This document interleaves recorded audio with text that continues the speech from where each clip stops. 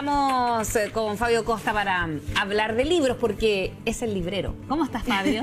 Muy bien, ¿y ustedes? Muy bien. ¿Qué novedades nos traes este martes? Traigo 3 libritos, ¿Ya? bien distintos entre ellos, pero ojalá compartan conmigo la apreciación de que son bien interesantes y entretenidos.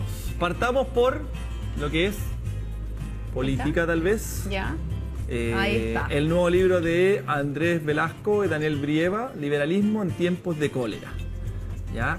Un libro que, como comentábamos antes de partir la sección, un poco lo que hacen los autores parten hablando un poco del fenómeno del populismo, que dicen que a Chile no ha llegado con mucha fuerza, pero que están cayendo cerca los misiles, porque en el fondo ya está en Brasil y se ven y se han visto ciertos guiños que uno podría decir, chuta, aquí hay evidentemente cosas medias populistas, y los riesgos que este fenómeno puede tener en el largo plazo para los países.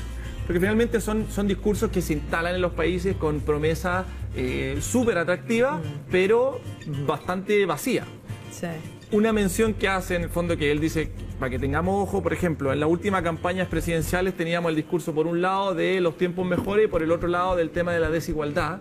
Y en el fondo, pero nadie decía cómo íbamos a tener tiempo, cómo íbamos a llegar a los tiempos mejores, o no había un plan demasiado concreto, ni tampoco cómo se iba a combatir mucho la desigualdad. Entonces se quedaba mucho en tiempos mejores, desigualdad, pero había poco de contenido en el sentido de, claro, de sentarse, hablar, a meterle cabeza, intelectualidad. Entonces un poco ellos lo que hacen esto es como empezar a hacer un llamado de tratar de recuperar esa tendencia más de centro, más liberal, de mantener la opción de elegir, pero teniendo una base, un pilar más construido dentro del discurso y dentro del accionar. Ahora es muy político este libro porque, claro, uno dice los autores vienen de donde mismo, ¿no? O sea, quiero defender una postura al contrario de lo que a mí me parece que es así, que son muchos eslogan, como tú dices, que es lo que proponen. Mira, estamos hablando de gente que el mismo Andrés Velasco fue candidato presidencial, fue ministro de Michelle Bachelet,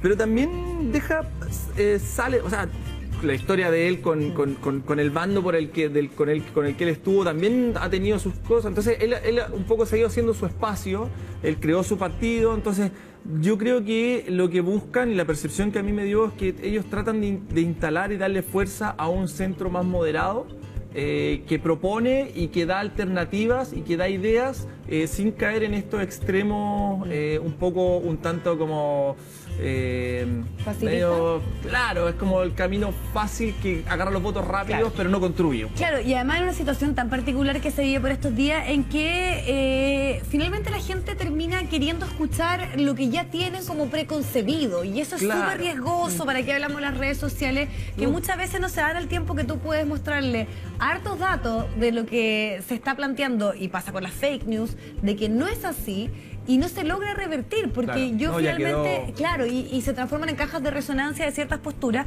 y eso ya está absolutamente comprobado lo peligroso que es. O sea, finalmente ese es el cimiento que tiene Donald Trump, lo que pasó también con Bolsonaro en Brasil.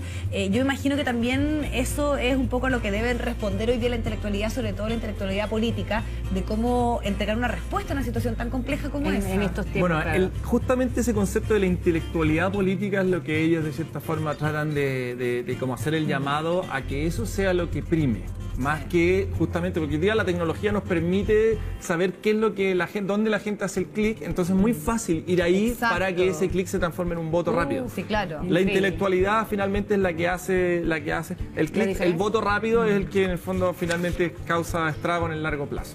Eso entonces para los que estén interesados, emocionados, entretenido, porque lo que yo les comentaba, que en el fondo Andrés Velasco es un tipo que no, y cuando se acerca un año electoral, por Dios, que hace bien de empezar a... No, y es bueno eso, es bueno tener una capacidad de análisis. Sí, pues. Hablemos de descanso y relajación. Ya.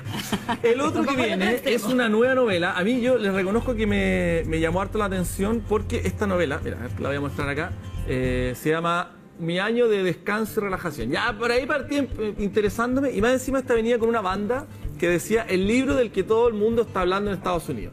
Que finalmente uno podría decir qué significa eso, tal vez nada, tal vez, claro, todos están hablando, o no las sé, editoriales obviamente pero siempre en nos mi ponen caso, esos ganchos. claro, obviamente que lo ponen, pero en mi caso yo dije, a ver, año de descanso, todos están hablando, ya, voy a ver qué es lo que pasa. Y me embarqué en este libro, y es un libro que me pareció súper entretenido por lo curioso de dónde comienza. Es la historia de una chica que viene de una familia con plata, qué sé yo, y que durante su estadía en su pasada por la universidad, una universidad de prestigio en Nueva York, qué sé yo, sus dos padres fallecen dentro de un mismo año, ¿ya? Bueno, la vida en Nueva York, sus crisis personales, las penas del fallecimiento, qué sé yo, la asumen en esta suerte de no quiero decir depresión, pero sí en un estado un poco curioso, y ella decide hacer esta autoterapia donde ella dice: voy a pasar un año en que voy a tratar de dormir todo lo que más pueda. En el fondo ella se levanta para hacer lo básico, comer, si tiene que ir al baño, qué sé yo, pero trata todo, y esto lo hace a través de pastillas. Encuentra una doctora que es media trucha, que le da sus remedios, ella como que un poco la engaña, y empieza ella, porque ella dice: durmiendo voy a hacer que mi ansiedad desaparezca. Entonces es como un ejercicio súper curioso que ella. Y ahí un poco acompañándola en este proceso vamos viendo cómo evolucionan sus relaciones con su mejor amiga, cómo va cambiando su rol dentro de esta sociedad, más encima que ella vive en un sector más o menos acomodado. Es una cosa bien curiosa. ¿Y se hace entretenido o a ratos agobiante? Porque yo me imagino que solamente leer respecto a una persona que se quiere desconectar, es que igual, y dormir... Bueno, claro, en el fondo... Le pasan cosas. No sé si te da envidia o quieres... Es que es entretenido, porque ella, como para mantenerse durmiendo, toma un cóctel de medicamentos así totalmente grande. No es para nada una incitación al uso de droga o psicotrópico, ¿no? Pero en el fondo ella tiene... Pero es entretenido porque en el fondo, bueno, por una parte te va saltando a momentos del pasado que te van dando a entender cómo llega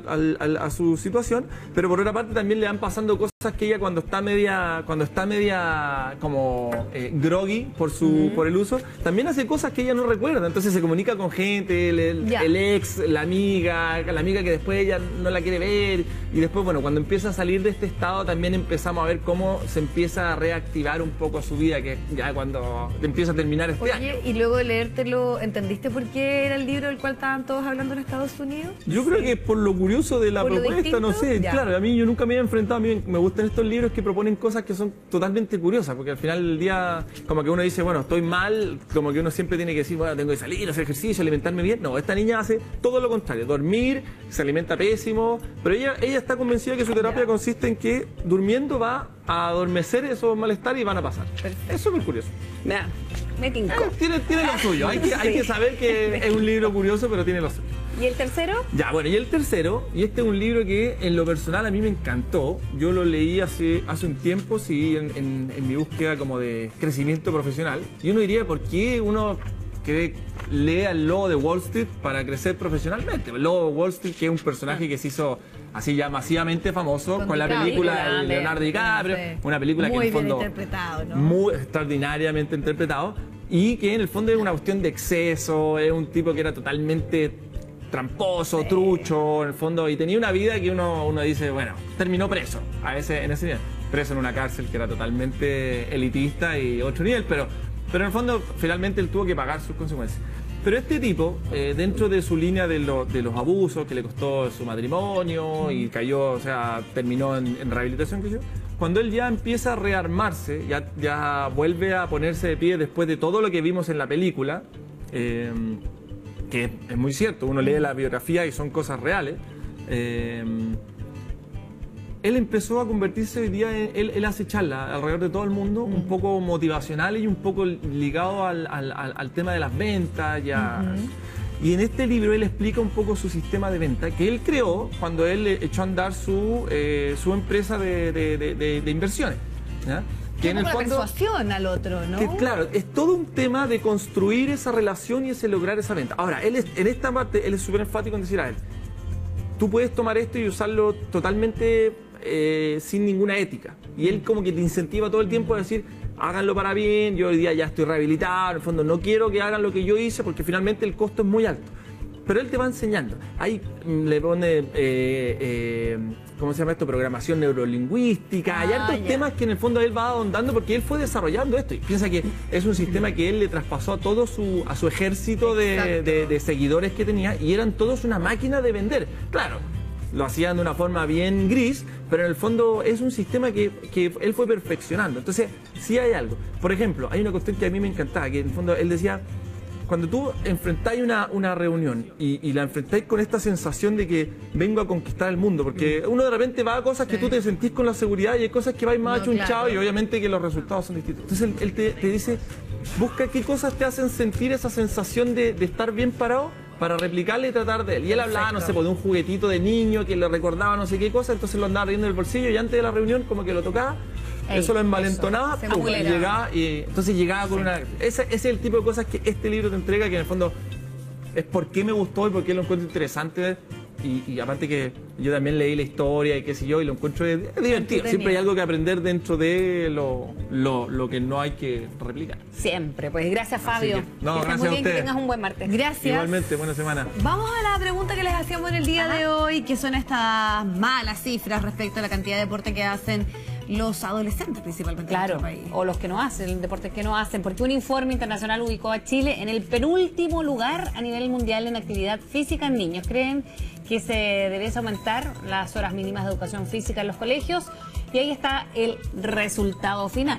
Claro, el 89%, claro, estaríamos como en la niña del libro más o menos, si quisiéramos no aumentar la hora de educación física, y un 11% dice que no. Bueno, ponemos fin a esta edición, nos reencontramos yo en un